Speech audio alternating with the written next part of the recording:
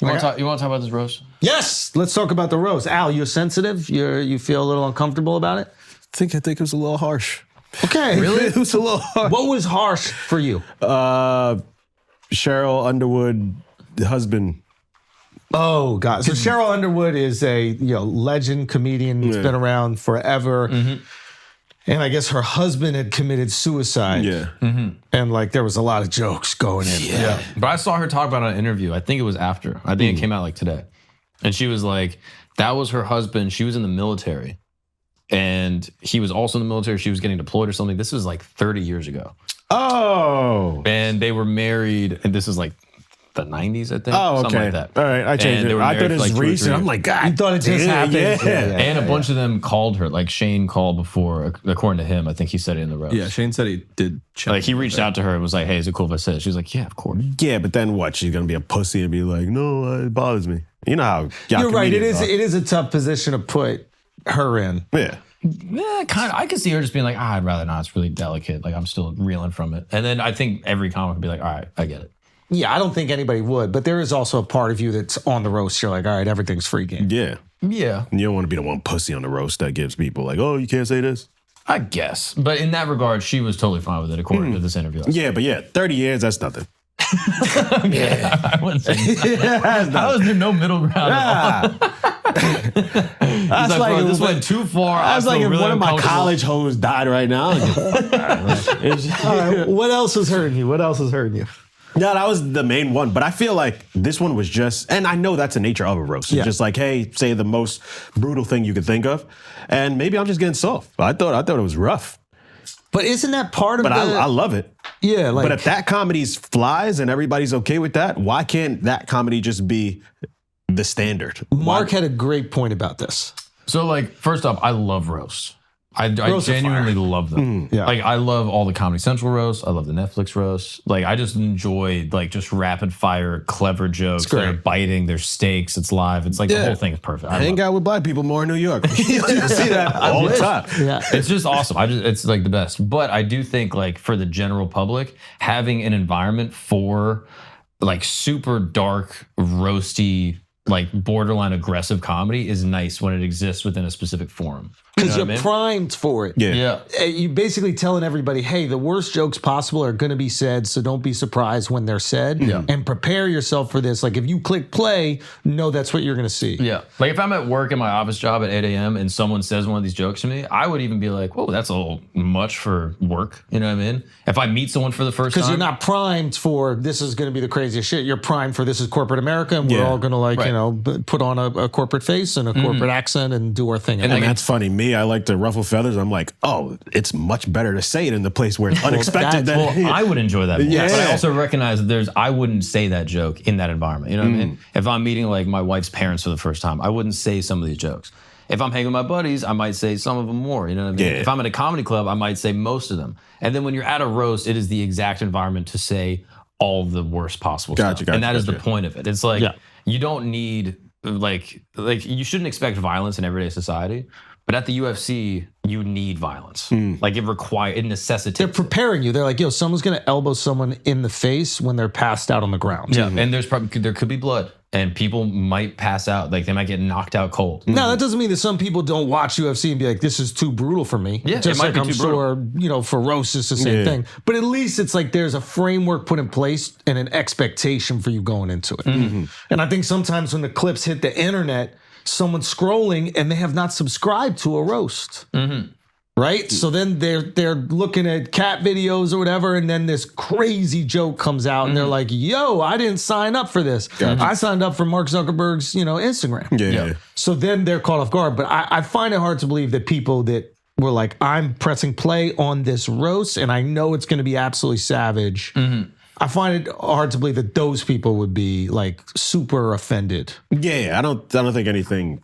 Well, I didn't hear anything that was like offensive. I just was like, oof, they really went there. They went there. Yeah. And I like that shit.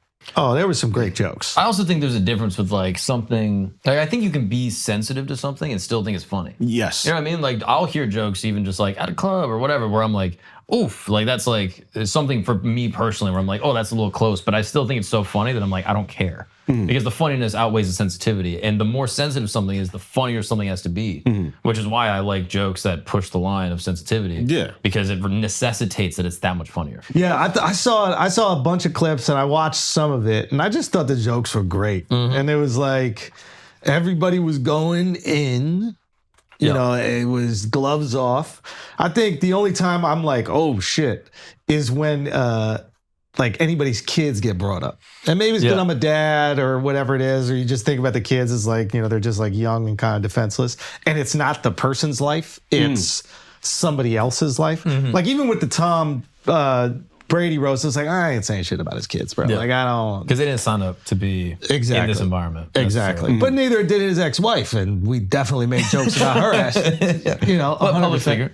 Public figure. That's also the other rule. It's like if your spouse is a public figure, then, you know, she's free game. You know.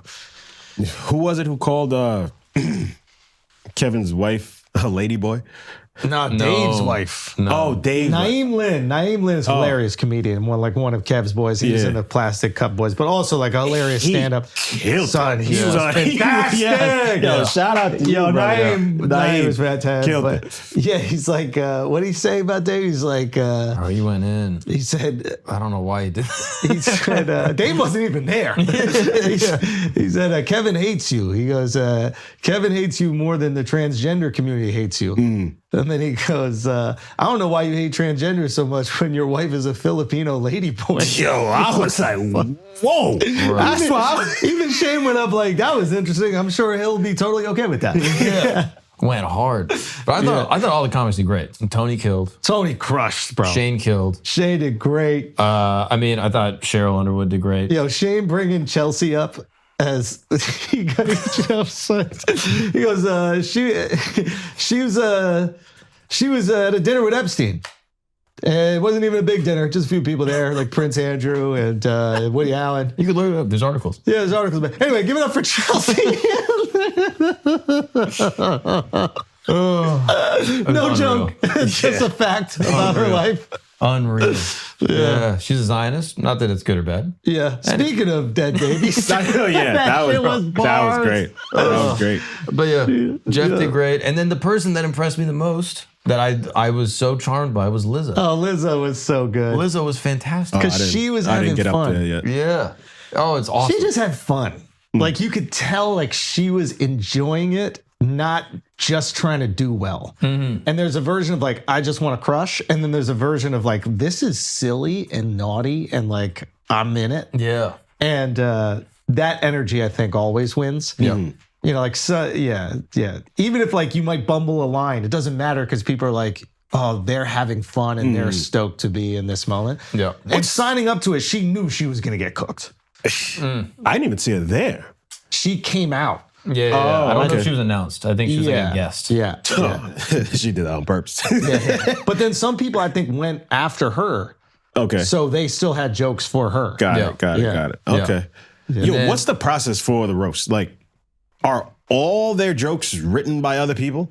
No, you get like a group of guys that will write jokes. Okay. So like the celebs usually have like a team of guys and they got like amazing fucking writers. They're like Mike Lawrence is fantastic, Dan St. Germain, another guy. And like, and then everybody kind of just has like a team of guys and you work with them and you put together the set. And essentially that's what it is. Got it. Okay. And it's like its own skill. Like roast jokes are, it's not like that doesn't translate to stand-up, but it is a very specific type of thing. And yeah, these guys are fucking amazing at it. I wonder if Netflix contracts writers just in general. Yeah, so like Mike Lawrence was probably like maybe I'm assuming he was like the head writer. So he's there to make sure everybody has jokes. And then he's also there to make sure that people's jokes aren't crossing over that much without telling other people. Right. So like I remember when we were doing Brady, he came in the room and I was like, hey, just tell me what any other people have without telling me anybody else's jokes. Right. Or I think you were even like, I'm going to do this joke. And he was like, oh yeah, no one's touching that. Exactly. Yeah. Oh, okay. So it's like, because that's the other thing. It's like, there's only so many short black jokes you can make.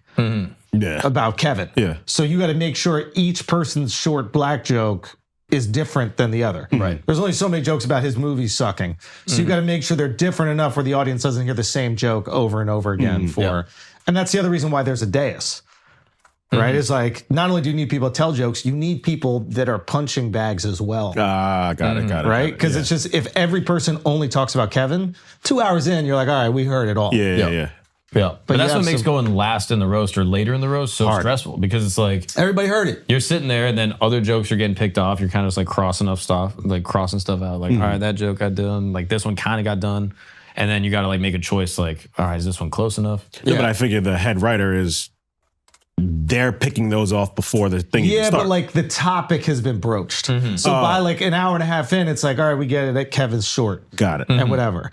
And like I remember there was a time in Brady where like I noticed Dana in the audience. And like I had a riff about him that I didn't have in like the set. But I was like, ooh, nobody's going to hit him, or maybe they won't hit him because he's like an unannounced guest just in the crowd, but people are aware of him. And those things can, you know what I mean? It's like fresh meat, essentially. So being able to pull from those different things, I think is valuable. Yeah. But there was some fucking bangers, dude. Yeah. There was some really... Yeah. Pete Davidson did great. Yo, Pete did really good, man. Pete was good. Yeah, Pete did really good. And also think about Pete, like, he knows if he's sitting there, he's going to relive his dad's death 10 times. Yeah. You know what I mean? Like, you putting yourself in a line of fire.